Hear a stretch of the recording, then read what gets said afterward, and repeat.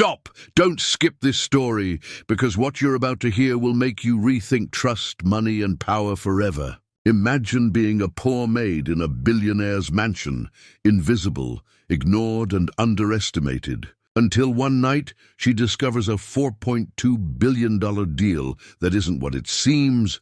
It's a trap, a deadly plot meant to destroy her boss and bury the truth forever. What she does next will shock you. Before we dive in, hit that subscribe button and turn on notifications, because stories like this, full of betrayal, bravery, and dark twists, are ones you do not want to miss. The billionaire Adrian Vance had everything the world envied: skyscrapers in New York, estates in London, private jets, and a glittering empire worth billions. But what no one saw was the army of invisible workers who dusted his glass floors, polished his cars, and ironed his silk suits. Among them was Eliza, a poor maid who had been working in his mansion for 3 years. She lived in silence, scrubbing his marble halls, unseen like a shadow. Yet Eliza had sharper eyes than most of the executives who surrounded Adrian, and sharper instincts too. One late night, while cleaning his private study,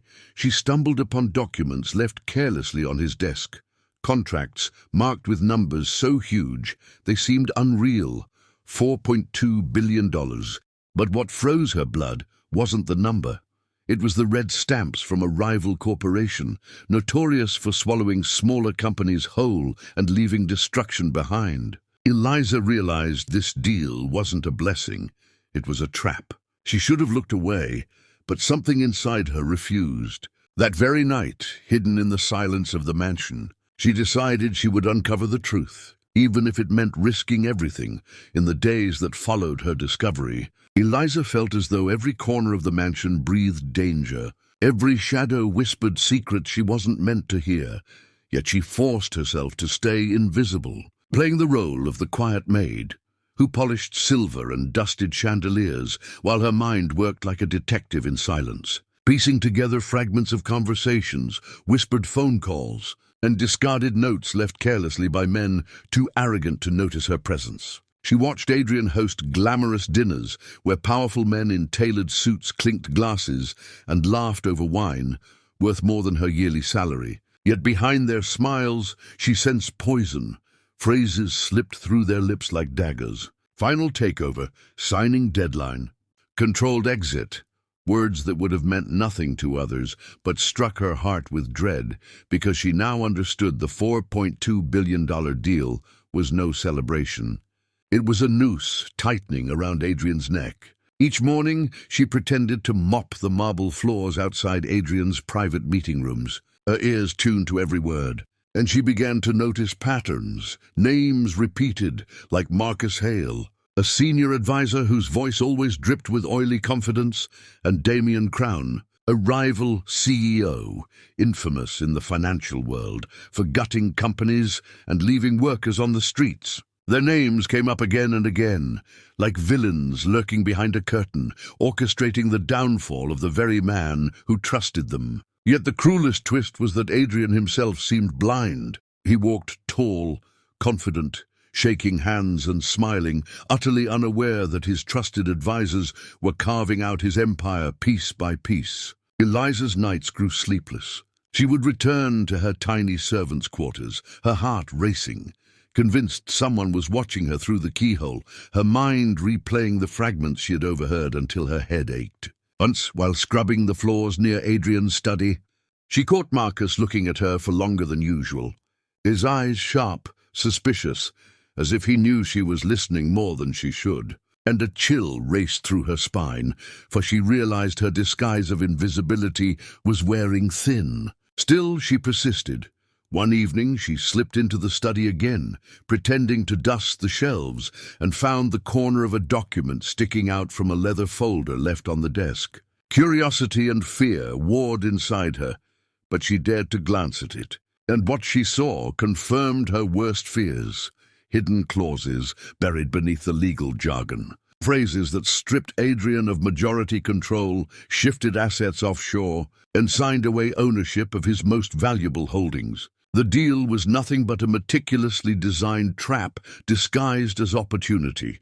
And worse, Adrian's inner circle was not only aware of it but orchestrating it. That night, as she tiptoed back to her room, the silence of the mansion felt heavier than ever, broken only by the faint hum of a camera hidden in the hall, its red light blinking like an eye, watching, recording, warning her that she was no longer just a maid cleaning a billionaire's floors. She was a threat, a witness, and if they suspected she knew the truth, her life would be worth less than the dust she swept away each day.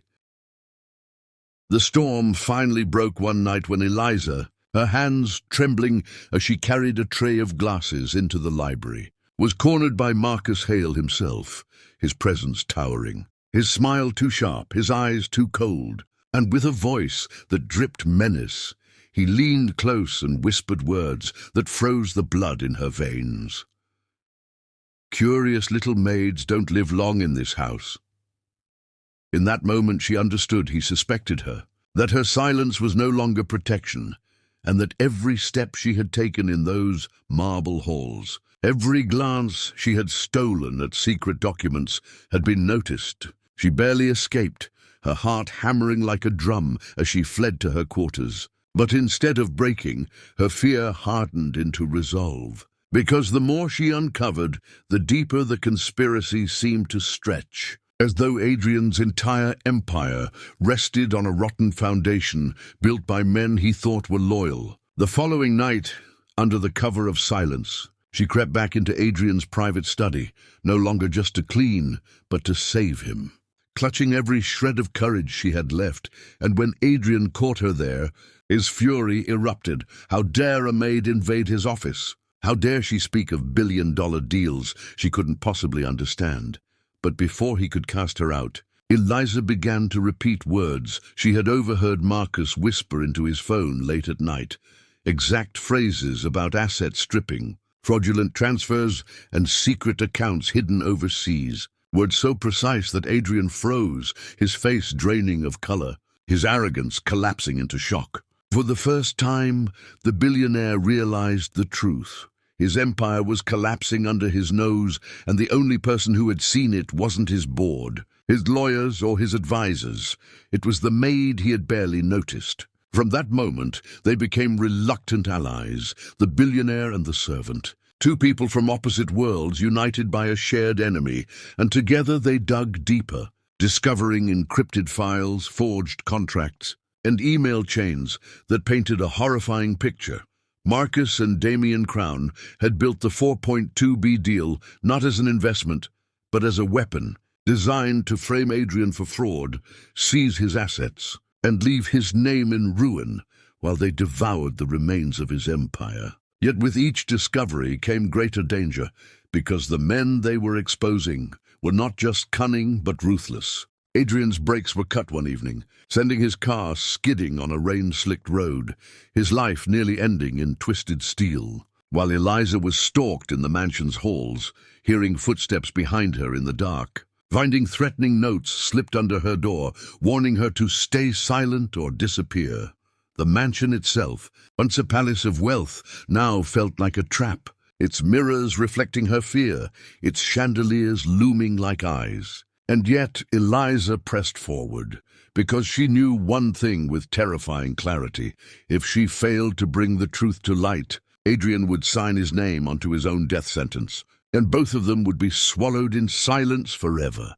The day of reckoning arrived, like the calm before a storm. The towering glass conference room, glittering with the skyline beyond. Cameras waiting, investors seated in stiff silence. And the $4.2 billion contract laid neatly on the polished oak table, its inked lines gleaming like shackles waiting to be clasped around Adrian Vance's wrists. He entered with his usual poise, suit pressed sharp, expression unreadable. Yet inside, he carried the weight of everything Eliza had revealed, the gnawing truth that the men beside him, Marcus with his snake's smile, Damian Crown with his predatory calm, were not allies but executioners. And as the world's eyes prepared to witness what they thought would be his greatest triumph, he knew it was in fact designed to be his downfall.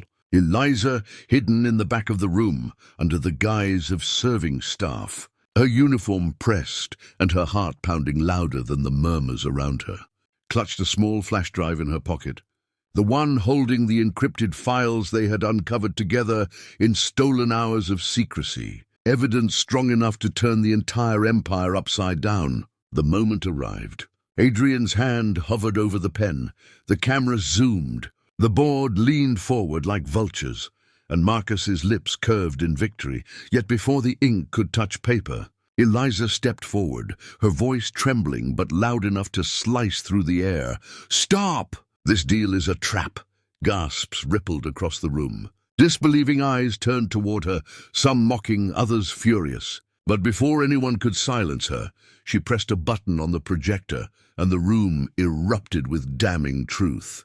Emails flashing across the screen, audio recordings of late-night calls, contracts rewritten with secret clauses, a trail of betrayal so undeniable that the board staggered in their seats and the investors erupted in uproar. Marcus lunged, his mask shattered, but Adrian, no longer blind, stood tall and ordered security to seize him. And as Damien tried to slither out with excuses, the flashing cameras caught every frame, exposing their conspiracy to the world in real time. For a moment, silence held the room like a knife edge, and then the tide turned.